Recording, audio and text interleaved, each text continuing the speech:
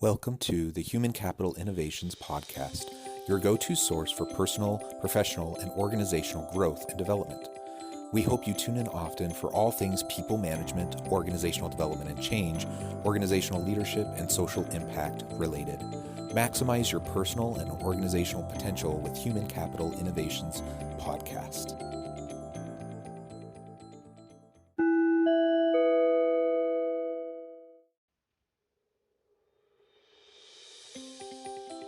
Welcome to the Human Capital Innovations Podcast. In this HCI podcast episode, I talk with Dr. Bruno Cignacco about developing a more compassionate work environment.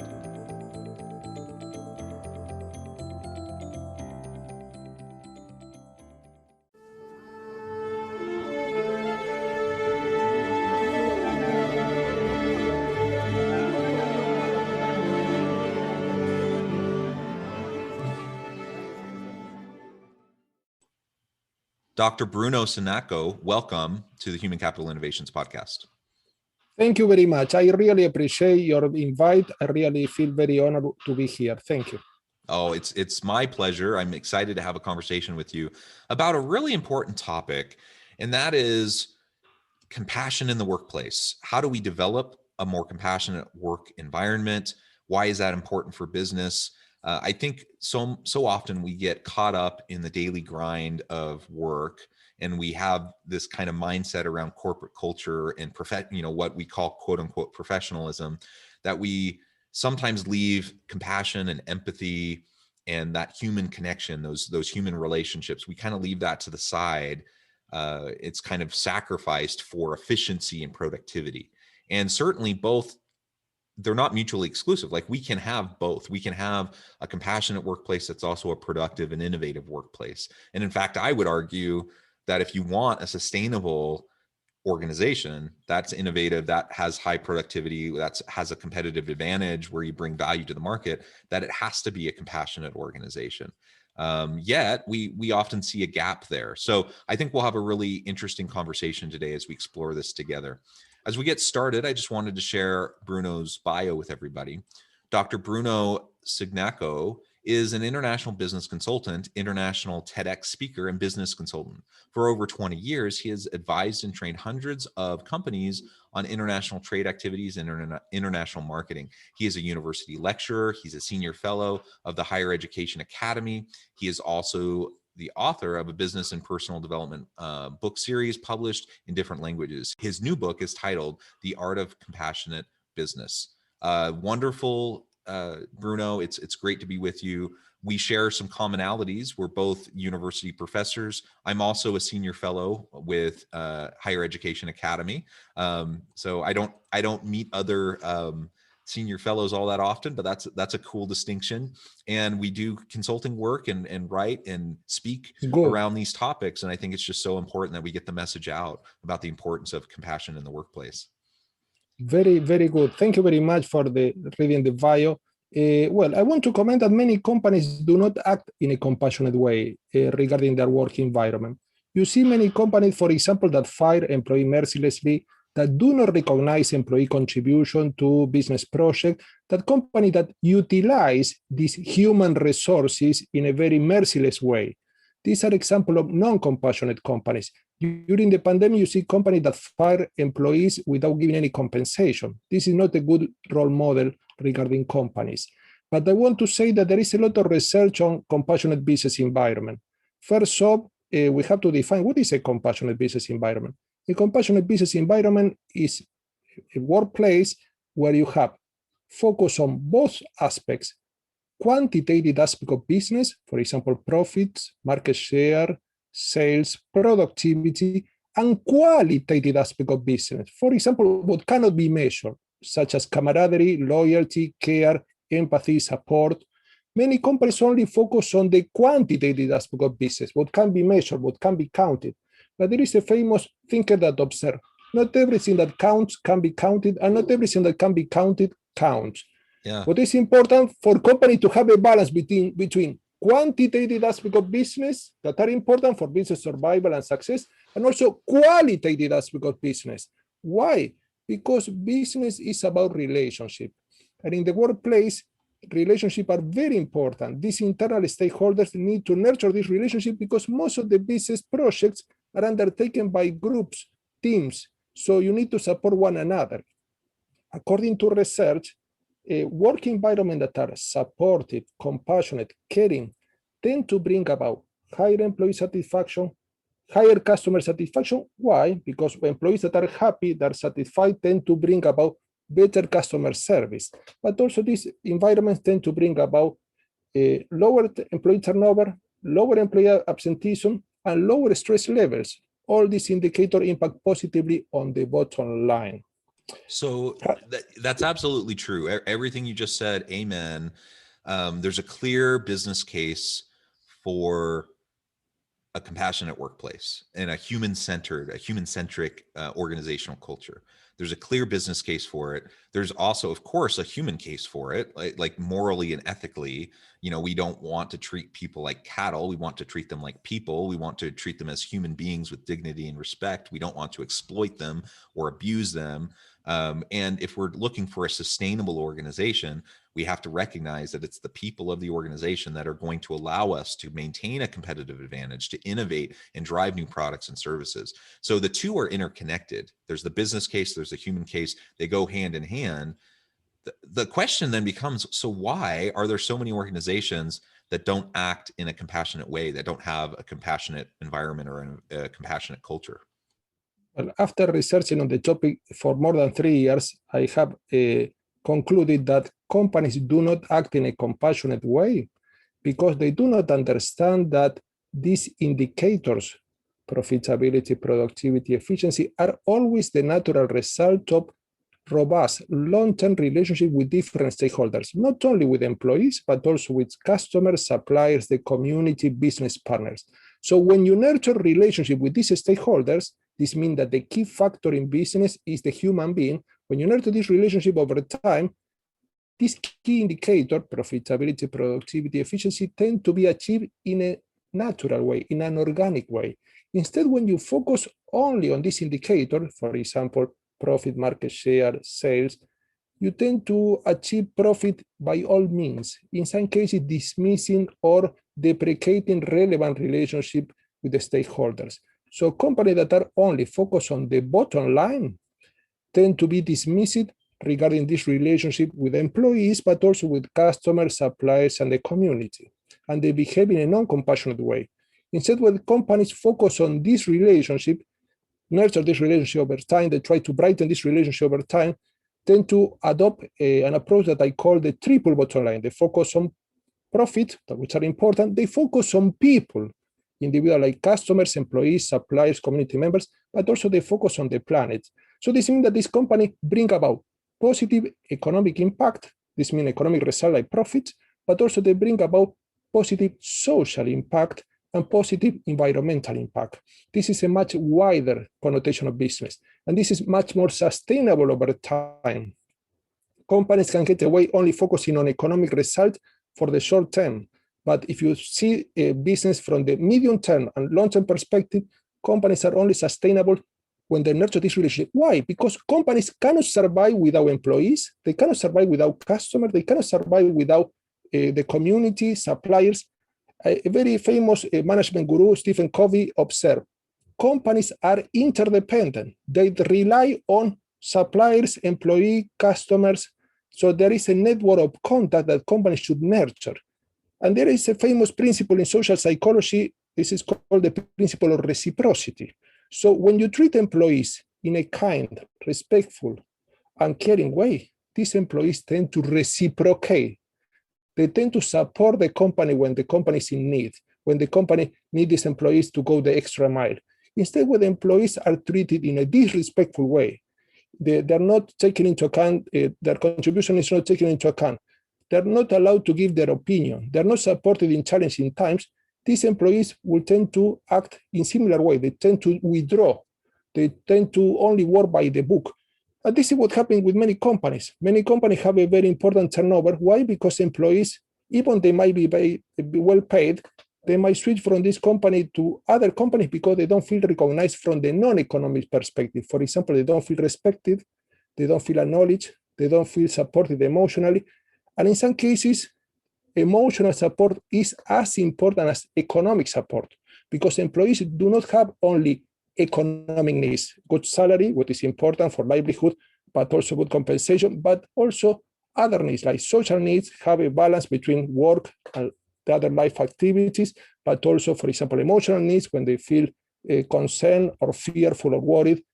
These companies do not support these employees. So we have to approach employees from a wider perspective. An employee is a meta resource.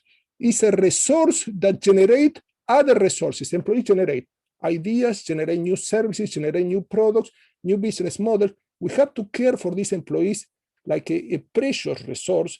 And I don't like the word resource that is very well used in human resources. I like to call them these human beings. These human beings have legitimate needs to be recognized.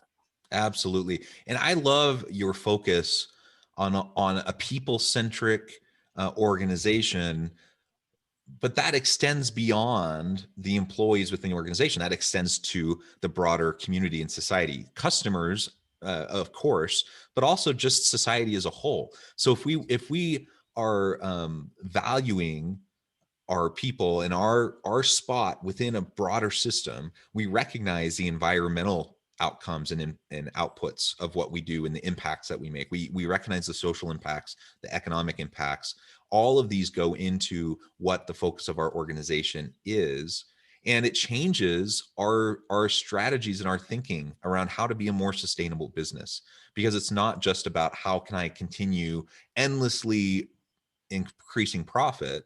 It's about, considering the implications of our business strategy on the external environment, the business environment, the social fabric of the community, and the environmental, health of the world around us. And all of those elements are so important. It's why the movement towards triple bottom line is gained so much momentum, is because more and more people are recognizing that importance. And I think there are some companies that are really embracing it, other companies that are really slow to adopt and adapt.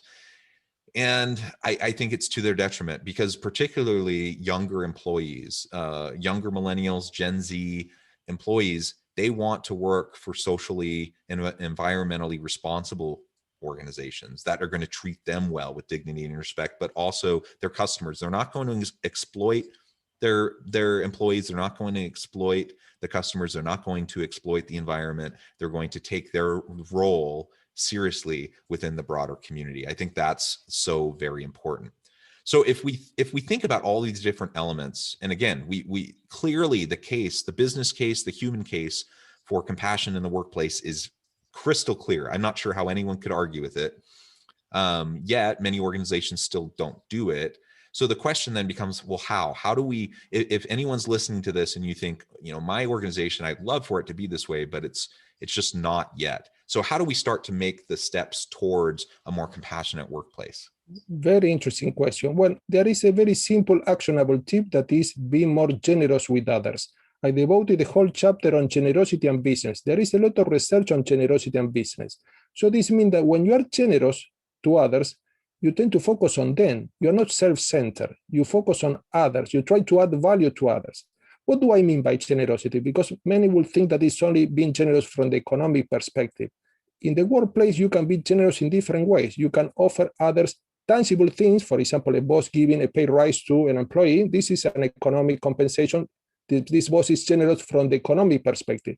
But there are other aspects of generosity that could be even more important. For example, giving intangible things. For example, if the employees is concerned because they have, for example, children at home, they have to work from home, they have some challenging times with the family, well, this boss can give an ear. They can listen to employees' concerns, but this boss can also give some support, some advice. This boss can give training to this employee. This boss can give also some contacts for employee to get, for example, in contact with other people. So this means that you can give tangible things and intangible things.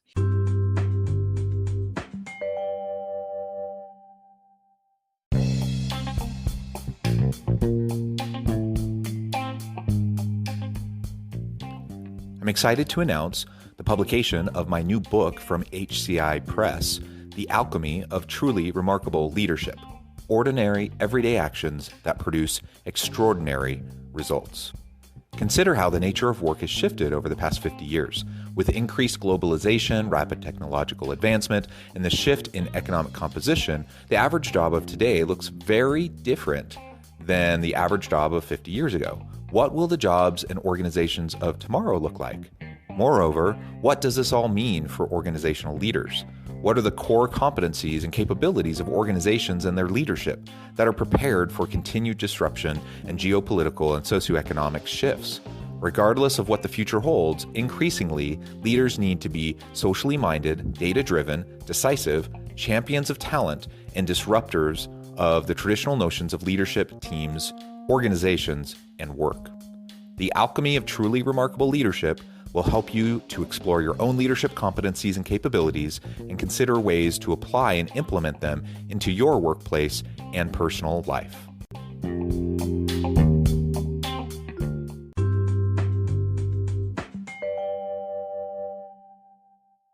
And generosity, according to research, bring about stronger relationship, much more trust and cooperation bonds.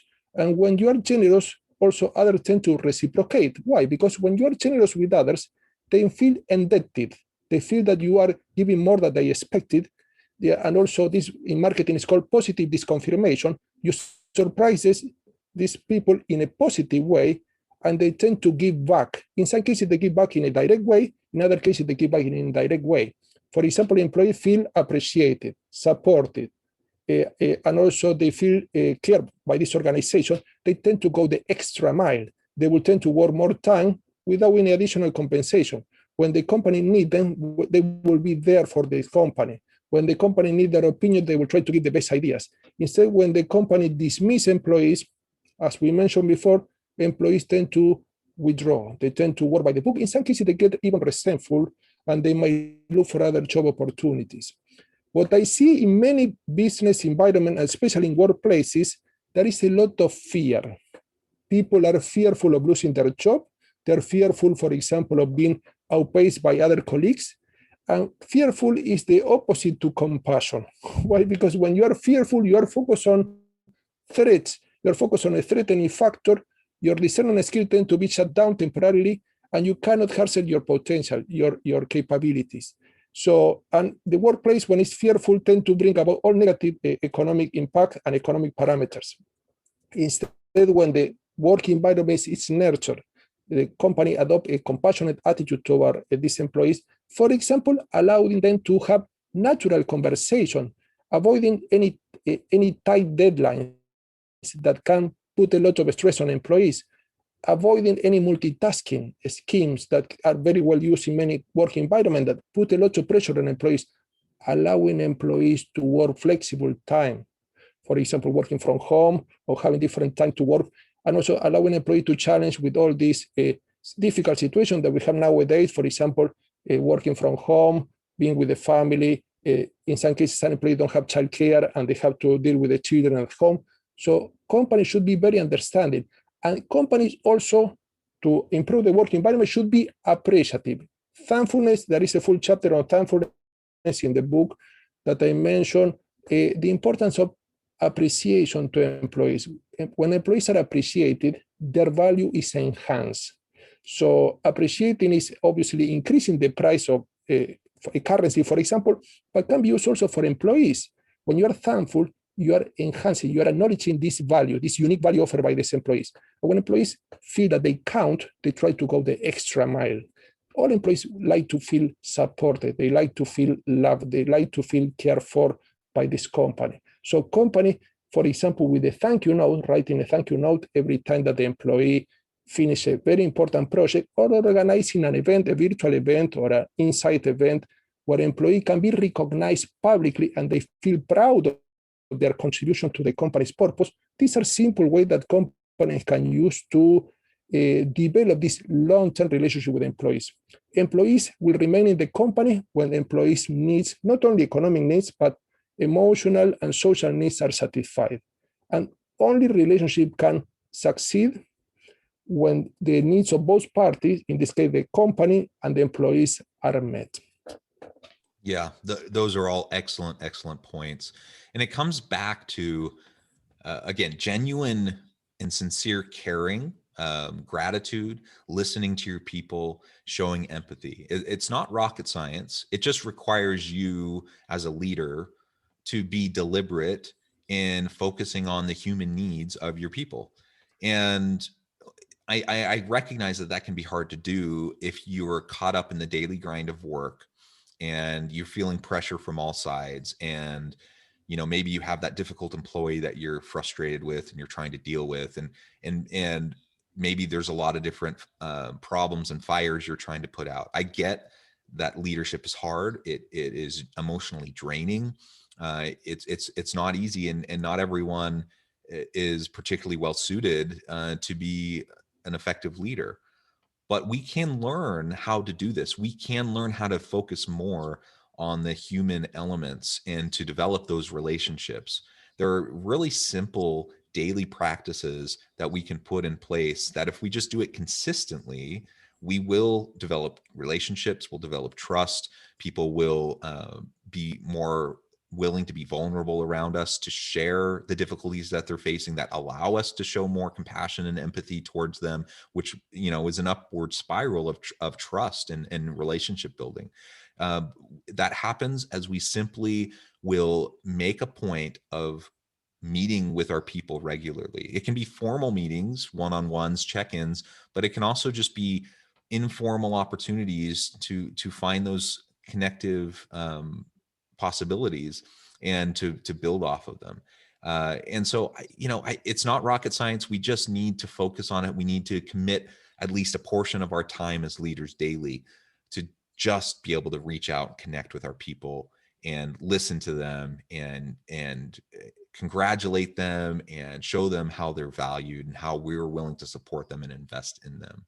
That's a very different framing and a different way of being with your employees than if we're constantly looking for mistakes and how to punish them. We're constantly looking for the failures and the gaps. If we can focus on the successes, we can focus on the learning and the process they're going through and developing themselves and helping the organization. People tend to want to thrive at work. People don't want to be failures. They want to be successful. If we can be supportive of them and help them learn as they go, yes. Will there be setbacks? Yes. Will there be times they make mistakes that could cost the company some money? Yes. But if we help them learn from those setbacks, then and adopt a growth mindset, then those challenges, those difficulties, those failures, even if we want to even call them failures, will then be leveraged into learnings that will help them be more successful in the future and help the company to be more successful. I agree completely. And I want to add to your points is the importance of having natural conversation in the workplace. Most of the conversation in the workplace are business oriented. So this means that you talk about budget, you talk about deadlines, you talk about business project, you talk about strategy, and you never talk about the person. So all employees are being taken into account as a means to an end. So I talk to this employee to know that they finish with this project. And they do not consider this company do not consider these employees as an end themselves. So you cannot know the person, you know only the role. You don't know the person, the human being behind the role. And I always encourage companies to have much more natural conversation. For example, some events that are social, at least once a week, to talk about not business topic, not about the next strategy, not about the next product to be launched, but talk about how you are, how are you, how are you, how was your events during the week, the social event, not the business event. How are you feeling in this moment? In many work environments, you cannot talk about emotion. They are sterilized. You cannot talk about emotion because they believe that they will disturb the rational process of thinking, strategies, tactics. But in practice, there is a lot of research on emotional intelligence in the workplace. So we cannot leave emotion outside when we are entering the workplace. This comes with us. And these emotions are not expressed in a very intelligent way. They tend to be suppressed and repressed. So we have to allow employees to engage with one another and with managers in a very natural way. I have a whole chapter on natural conversation in the workplace. This means that you talk about topics that are not necessarily business related, but you nurture this relationship with a human being. By doing so, then there will be much more cooperative bonds and trusting bonds in this workplace. So first the human being and then the role. The role is also attached to the human being. It's not separate from the human being. And many companies try to separate the human being, should be left aside, all emotion, family problem left aside, and we want only the role. And the role is only a facade that is only to execute and make these practices, but in practice we have to consider the whole being, a holistic view on the employee. Absolutely. Well, Bruno, it has been a real pleasure talking with you today. The time has flown by, but I want to be respectful of your time. I would love to have you back to continue the conversation, because what we're discussing is so vital and so important to organizations. But for today, before we close, I want to give you a chance to share with listeners how they can get connected with you, where they can find your book, how they can find out more about the work that you're doing, and then give us the final word on the topic for today. Thank you very much. Well, my new book is titled The Art of Compassionate Business, Main Principle for the Human-Oriented Enterprise. This was published by Routledge. This can be found offline and online. This is worldwide, and it's a best-selling book.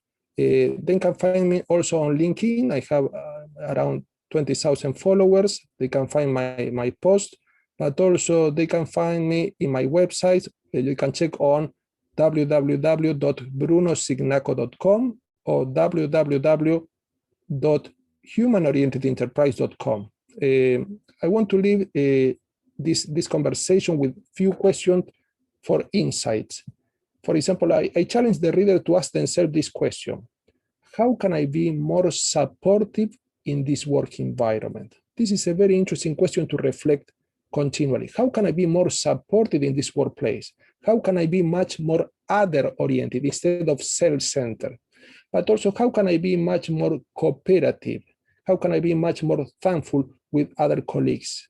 So this is important because cooperation brings about trust. When you are cooperative, you tend to strengthen these bonds. Instead, when you are competitive, competition in the workplace tends to drive a very important principle that is a fear-based principle. People, when they are competitive, they try to outpace one another. They tend to beat one another. So how can I be more cooperative? How can I be more thankful? And how can I be more supportive and grateful in the workplace? I love it. I think if we can ask ourselves that question each and every day, that'll do wonders for our focus and our attentiveness to the humans that are around us, and be perhaps a little bit more generous with those around us, when things are hard and maybe someone says something dumb or they do something, I can be a little bit more generous in my interpretation of that and recognize that most people aren't trying to hurt me or harm me, but we're all living messy lives that are imperfect, and most people are doing the best they can. And if we can just all be there for each other and supportive and understanding and more generous and forgiving, that can really go a long way. Well, Bruno, it has been a real pleasure talking with you. I encourage listeners to reach out to get connected with Bruno, to check out his book, check out more about what he can do to help you in your organization. And as always, I hope everyone can stay healthy and safe, that you can find meaning and purpose at work each and every day. And I hope you all have a great week.